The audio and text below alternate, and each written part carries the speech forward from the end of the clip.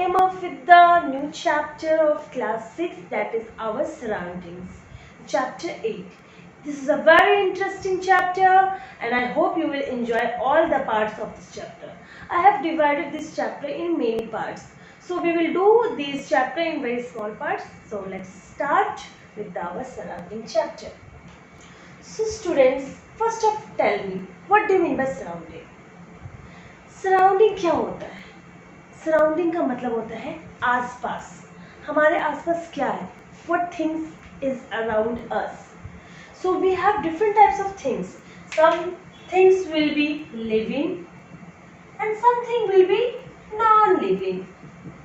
So what things are available as a living thing and what things are not available in the non-living thing? अब जैसे ये room है, I am standing here. सो मेरे room के आसपास मुझे क्या नजर आ रहा है? मेरे रूम के आसपास मुझे नजर आ रहा है लिविंग थिंग में सिर्फ मैं नजर आ रही हूँ. That is I am a human being. ठीक है, तो मैं यहाँ पे ह्यूमन बीइंग लिख देती हूँ. एंड नॉन लिविंग केस में I have wall, I have smart board आप बोल सकते हो, या फिर आप व्हाइट बोर्ड भी बोल सकते हैं. I have white board. Then I have marker, then I have books around me, I have watches around me, then I have mobile phone. But beyond this, there are also several things around us which is not visible to us. That is, the main important thing is air, the water we drink, the soil on which we live. ठीक है, so air, water, land, soil, water, smart board, white board, marker, books, watches, mobile phones, these all are non-living things. हमने पहले पढ़ रखा है living things and non-living things का difference we have studied earlier in the chapter.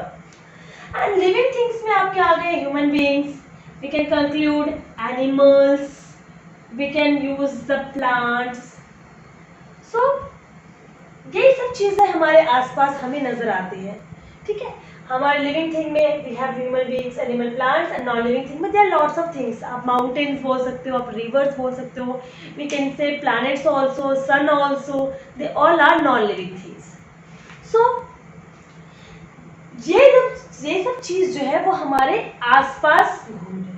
तो हम क्या बोलेंगे? These things are available in our surrounding. Our surrounding को हम environment भी बोल सकते हैं. तो पहले हम environment की definition कर लेते हैं. What do you mean by environment? हम लोग सब लोग हर दिन बात करते हैं save environment, save environment. But what is this environment? ये environment आखिर है क्या चीज़?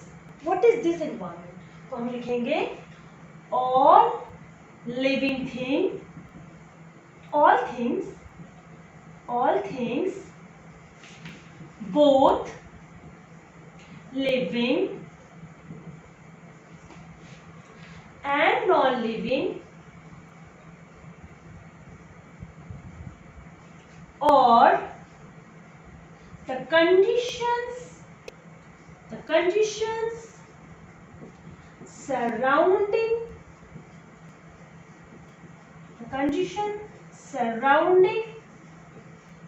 the living organisms is called environment.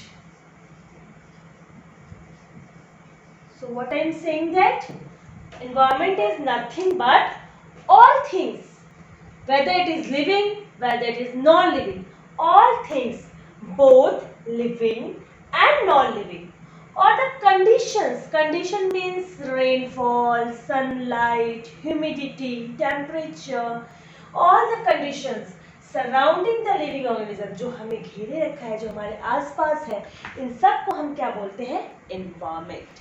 ठीक है, तो ये अब environment का definition है. हम environment की definition को कर सकते हैं. Now environments are of two types. तो आखिर इस environment में कौन रहता है?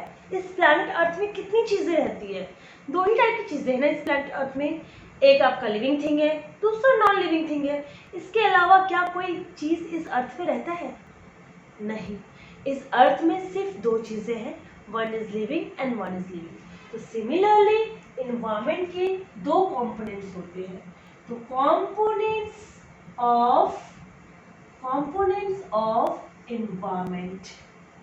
कंपोनेंट्स मतलब क्या होता है कि इन्वायरमेंट किन चीजों से मिलके बना हुआ है। जैसे अगर मैं बोलती हूँ आपको चाय के कंपोनेंट्स क्या है, तो आप बोलोगे मैम चाय के कंपोनेंट्स हो गया milk, water, tea leaves and sugar. Similarly components, environment के कंपोनेंट्स क्या है? तो environment has two components, one is called as biotic components, one is called as biotic component and second is called as abiotic components, abiotic components. तो biotic, bio, what do mean by the word bio? Bio का मतलब होता है living. तो आपको bio word से ही समझ में आएगा कि living. So the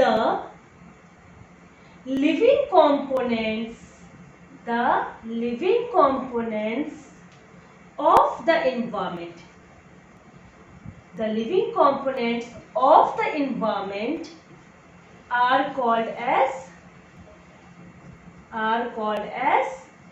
biotic component. समझ में आया? जो भी लिविंग कंपोनेंट हमारे अर्थ पे, जो भी लिविंग थिंग्स है, whether it is plant, animals, human beings, microorganisms, they all come under biotic component. So what is biotic components? The living components of the environment are called as biotic components. तो इसके example क्या हो जाएंगे बच्चों? इसके example हो जाएंगे आपके plants and animals. Human beings also come under animals. So plants and animals are called as biotic components. Now what are abiotic components? तो living thing के अलावा और कौन है हमारे environment में? Living thing के अलावा हमारे environment में है non living things. So same definition but थोड़ा oppose कर देंगे. So the non-living components of the environment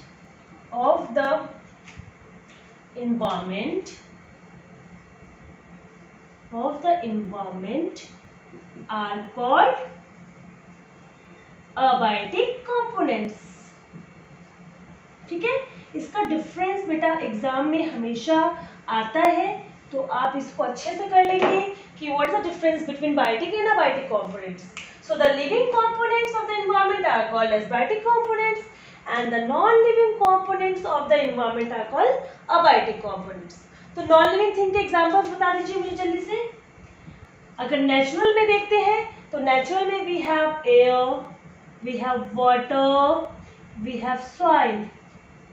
और अगर मैनमेड में देख लो तो मैनमेड में आप कुछ भी लिख सकते हैं, बिल्डिंग्स लिख सकते हैं, you can write anything, books, table, chair, furniture, whatever you want.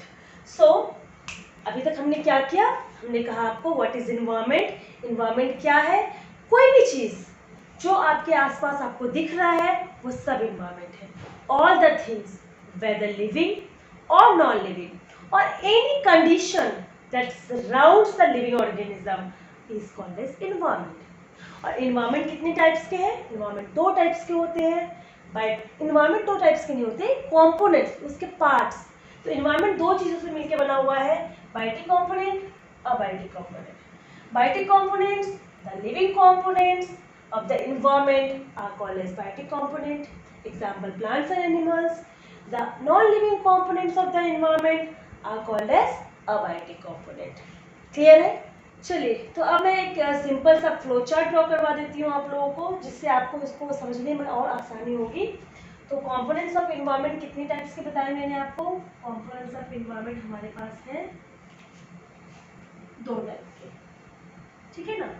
First मैंने आपको बताया था बायोटिक कंपोनेंट. तो हम यहाँ पे लिख लेते हैं बायोटिक कंपोनेंट। एनवायरमेंट के कितने कंपोनेंट्स हो गए, जल्दी से बताइए। यस, बायो के एनवायरमेंट के 2 कंपोनेंट्स हो गए, एक हो गया बायोटिक कंपोनेंट और एक हमारा हो गया यहाँ पे हम ले लेते हैं abiotic components. Very good students, abiotic components.